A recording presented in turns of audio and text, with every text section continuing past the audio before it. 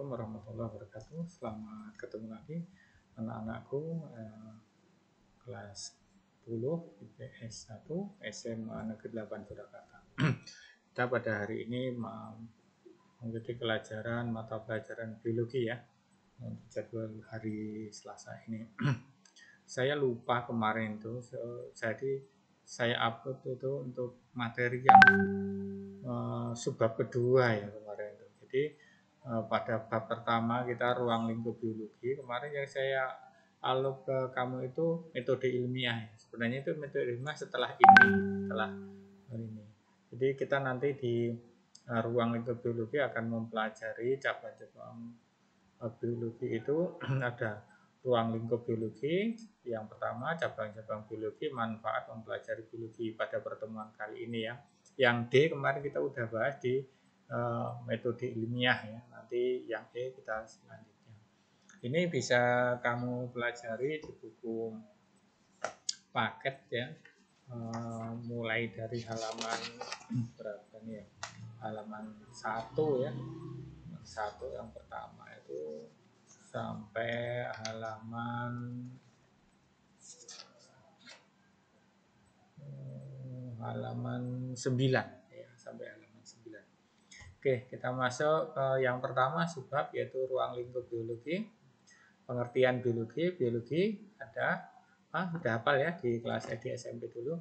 Biologi adalah ilmu IPA yang mempelajari cabang IPA atau cabang ilmu yang mempelajari tentang makhluk hidup ya, tentang makhluk hidup semuanya tentang makhluk hidup. Nah, objek yang dikaji karena biologi itu banyak, objeknya antara lain satu, objek tingkat molekul. Molekul itu zat kimia murni yang terdiri dari beberapa unsur yang dapat dipecah-pecah ya, lagi menjadi unsur pembentuknya. Contohnya ini air H2O itu kan H2O, air itu kan H2O terdiri dari unsur O, oksigen, dan H, hidrogen. Nah, jadi satu H2O namanya air atau H2O itu namanya tingkat molekul. Kemudian yang kedua tingkat sel. Sel adalah unit terkecil dari fungsional penyusun tubuh makhluk hidup. Contohnya sel ini sel tumbuhan. Ini sel tumbuhan. Nanti ada sel hewan yang lain lagi. Kemudian kita masuk yang ketiga, jaringan, tingkat jaringan. Jaringan adalah sekumpulan sel yang memiliki bentuk dan fungsi yang sama. Tadi sel-sel itu yang punya bentuk dan ukuran bentuk dan fungsi yang sama nanti akan membentuk suatu jaringan. Contohnya kalau di daun ini jaringan epidermis, jaringan palisade ya. Kemudian jaringan pengangkut, ini namanya tingkat jaringan. Ini kan bentuk-bentuknya sama, ini sama gitu ya. Tapi ini dengan ini beda, bentuknya beda. Jaringan Wallenkim dengan jaringan epidermis itu beda, maka ini namanya tingkat jaringan. Nah, pelajaran tentang ini ya, tingkat jaringan. Kemudian tingkat organ. Organ itu adalah kumpulan jaringan yang mempunyai bentuk dan fungsi yang sama. Nah, contohnya ini ada organ jantung, ada paru-paru, ada hati, ada lambung, otak, ginjal, ya, mulut, kulit, darah, itu namanya tingkat organ. Kemudian tingkat sistem organ. Sistem organ adalah kumpulan organ-organ yang mempunyai fungsi yang sama. Jadi dia fungsinya sama. Contohnya ini sistem pencernaan. Fungsinya sama, yaitu untuk mencerna dan menyerap makanan.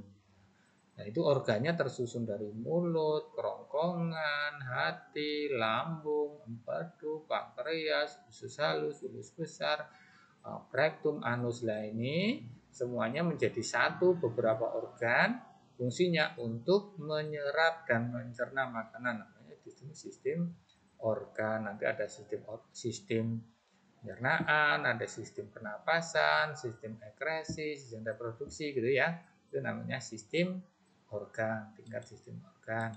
Kemudian tingkat organisme. Organisme itu individu per individu. Ini satu organisme. Misalkan burung bangau itu namanya tingkat organisme, satu individu. Ini misalkan singa, individu singa ini satu, ini di dalamnya kan ada sistem organ-organ, ya, sistem organ, ada pencernaan, ada pernapasan, namanya jadi satu tubuh, namanya sistem tingkat individu atau tingkat organisme. Kemudian tingkat populasi. Nah, tingkat populasi itu kumpulan individu-individu ini nih. Misalkan macan apa singa semuanya singa, itu namanya populasi, tingkat populasi. Burung bango semua namanya itu tingkat populasi bango. Ini burung apa nih? Ini burung, ini semuanya burung, ini kayak ini semua namanya tingkat populasi ya. Kemudian tingkat komunitas. Nah, komunitas itu organisme apa populasi, beberapa kumpulan populasi, namanya komunitas yang tinggal satu wilayah tertentu. Ini kan macam-macam ini ya. Ada beberapa macam hewan atau tumbuhan dari satu di sini. Ada tumbuhan, ada hewan, ada rumput, ada pohon. Ini hewannya juga macam-macam. Itu namanya tingkat komunitas ya. Kemudian tingkat ekosistem. Nah, ekosistem itu terdiri dari makhluk hidup dan tidak hidup. Di sini ada hewan, ada apa ini? Kijang atau rusa ya. Kemudian ada burung, ini ada katak, di dalamnya ada ikan, ada apa nih? Capung. Ini makhluk hidup, ada tumbuhannya, ada yang mati. Makhluk tidak hidupnya ada air, ada udara, ada tanah, ada kayu. Ini kayu kan sudah mati. Ya, ini kumpulan makhluk hidup dan tidak hidup dalam satu wilayah tertentu, namanya ekosistem. Kemudian bioma. Nah, bioma itu ekosistem yang luas. Ekosistem yang luas itu namanya bioma. Ya kali ini di Indonesia nih hutan tropis, ya. Ini di pantai, ini di gunung, ini di gurun, namanya tingkat bioma. Tingkat biosfer, bioma ini menyatu di seluruh dunia, itu namanya biosfer. Nah, sekarang kita masuk ke cabang-cabang biologi. Ya. Berdasarkan cabang biologi itu bisa kamu lihat di buku paket, itu ada di halaman cabang biologi halaman 6 sama 7 ya. Cabang biologi berdasarkan objek kajiannya. Jadi objeknya ya, objek yang dipelajari. Misal botani khusus mempelajari tentang tumbuhan saja, namanya botani. Ya, kajiannya. Mempelajari tentang hewan saja, zoologi. Ya. Itu mempelajari khusus ya, gitu ya. Kalau di buku itu masih banyak, ada mikrologi, ada bakteriologi, ada mikologi, dan macam-macam ya, yang ini berdasarkan objeknya. Kemudian berdasarkan struktur dan fungsinya, itu yang kedua. Itu ada sitologi, mempelajari tentang sel, histologi, mempelajari tentang jaringan. Kalau di buku ada lagi morfologi, fisiologi. Kemudian ada lagi yang ketiga berdasar tema pokoknya, temanya. Jadi dia memperhatikan temanya, yang dia pelajari temanya. Genetika mempelajari tentang genetik atau pewarisan sifat makhluk hidup. Kemudian tentang ekologi, mengkaji tentang hubungan interaksi antar makhluk hidup berdasarkan objek dan tema pokoknya. Ya.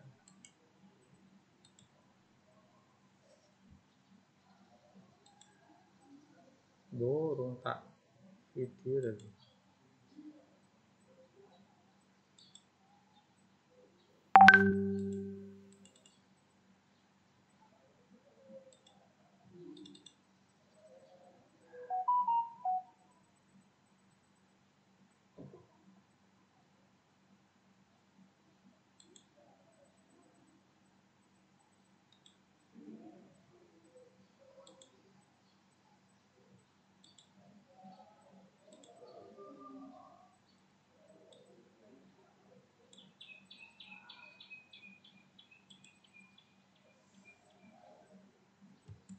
Bismillahirrahmanirrahim. Assalamualaikum warahmatullahi wabarakatuh. Selamat ketemu lagi di mata pelajaran biologi. Pagi ini kita akan membahas masih di bab 1 yaitu ruang lingkup biologi. Kita akan membahas nanti 3 subbab ya, ruang lingkup biologi, cabang-cabang biologi, manfaat mempelajari biologi. Oke, kita langsung aja. Yang pertama di ruang lingkup biologi. Yang pertama pengertian biologi. Ini di SMP sudah ya. Ruang lingkup pengertian biologi adalah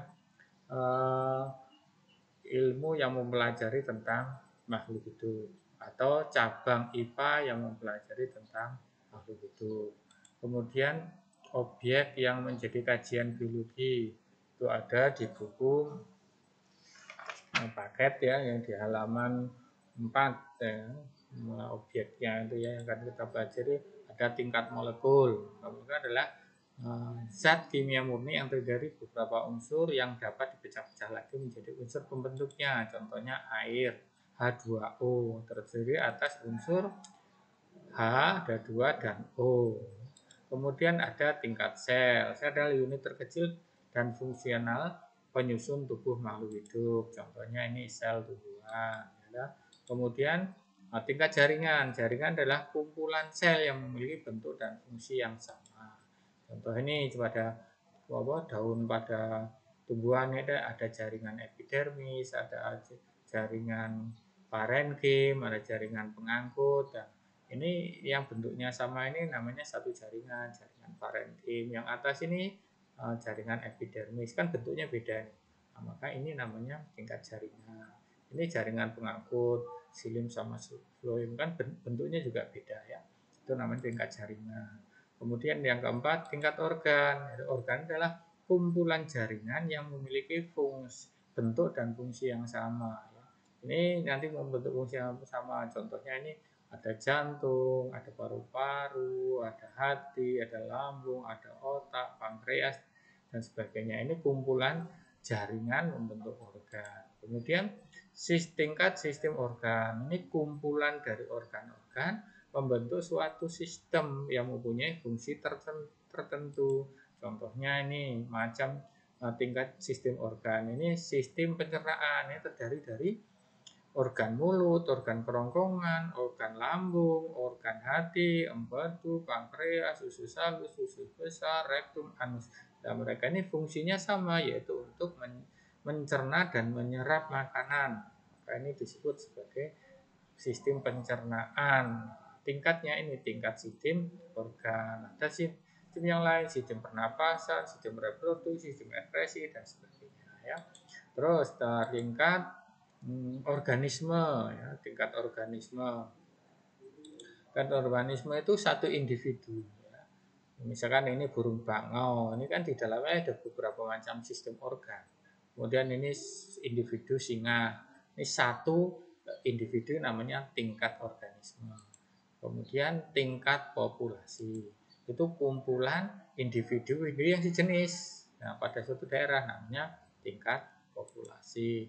Dan tingkat komunitas itu adalah kumpulan makhluk hidup pada suatu daerah. Tapi yang diartikan makhluk hidupnya aja ya.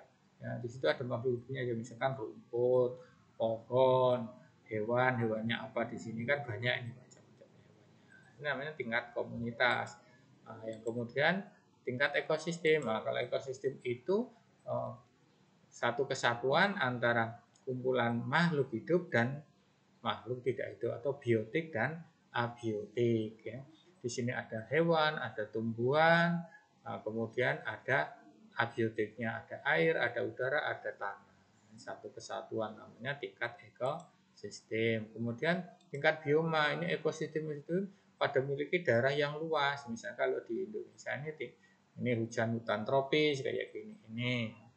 Ini kan luas di Indonesia. Ini misalkan di pantai, ini ekosistem pantai, ekosistem gunung atau pegunungan, ekosistem gurun, ya. Ini bioma tingkat di gurun, ada gunung, ada pantai, ada hutan tropis. Kemudian tingkat biosfer itu bioma-bioma yang ada di dunia ini jadi satu, namanya biosfer. Oke. Sekarang kita masuk ke cabang-cabang biologi. Cabang biologi bisa dilihat di buku paket di halaman 7 ya. Berdasarkan objek kajiannya. Jadi dia objeknya apa? Misalkan mempelajari tentang tumbuhan, objeknya tumbuhan. namanya botani, mempelajari yang tumbuhan saja. Kemudian mempelajari objeknya hewan, disebut zoologi, mulai tentang hewan. Kalau di buku paket banyak itu, ada sampai L ya. Ada malakologi, mempelajari tentang moluska dan sebagainya ya. Ya, terus ke nomor 2, berdasarkan struktur dan fungsinya. Diperhatikan di sini struktur dan fungsinya aja.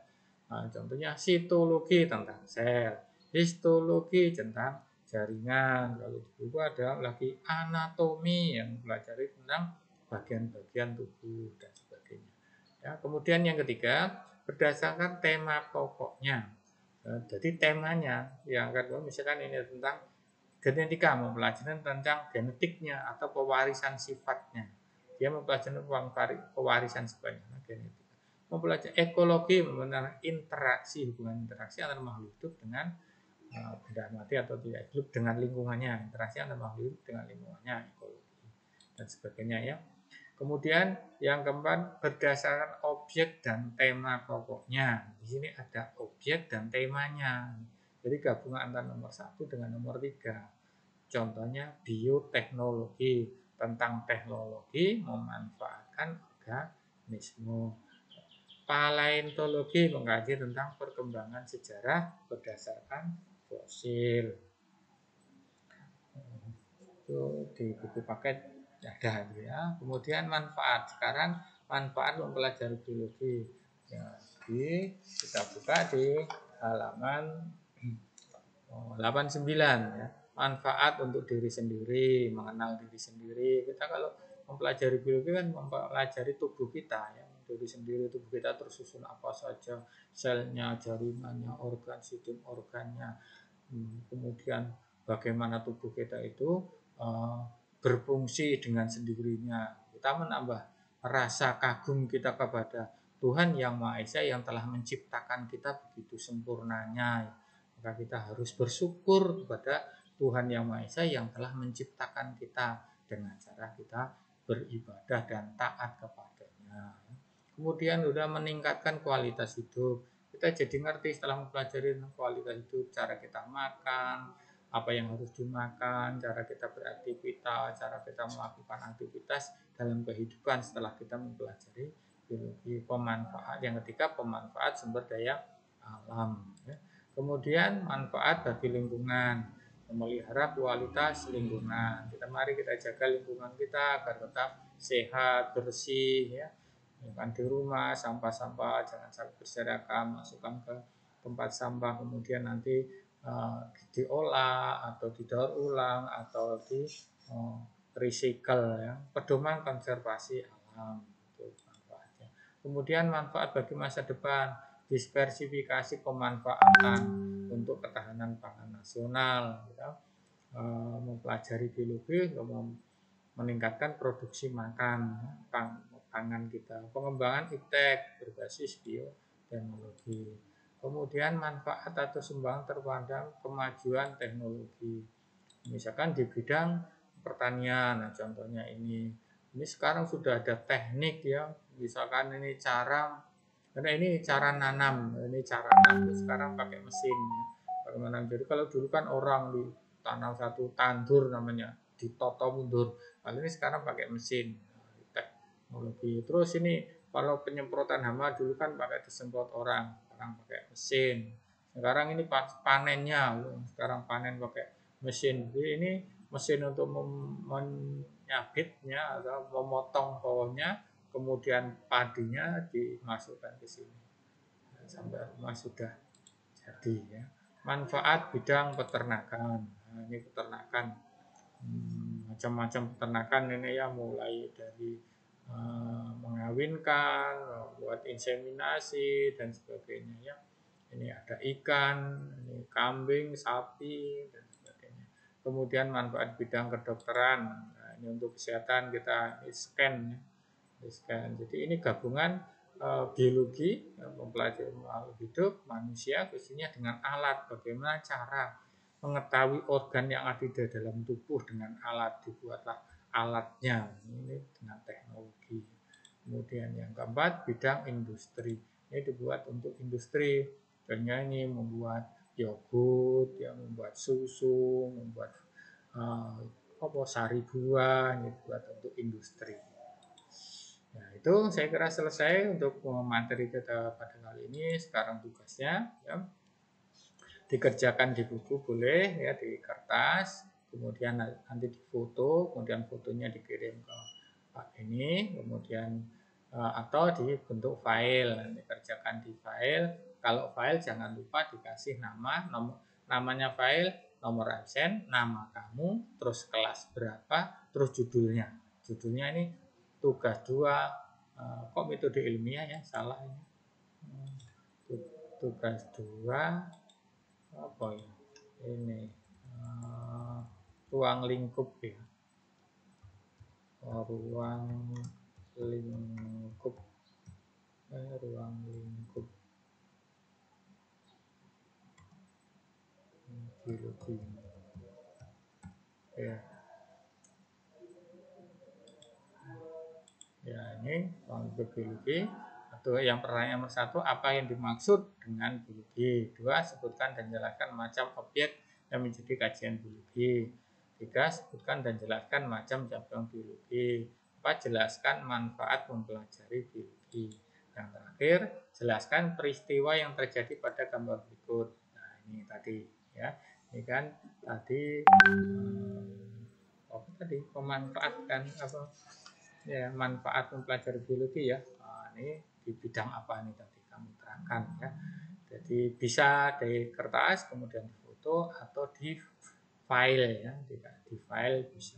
File nanti jangan lupa kasih nomor absen, nama, kelas dan judul. Demikian dari saya, kurang lebihnya mohon maaf. Selamat bekerja, selamat belajar. Jangan lupa jaga kesehatan, tetap beribadah kepada Tuhan Yang Maha Esa. Assalamualaikum warahmatullahi wabarakatuh.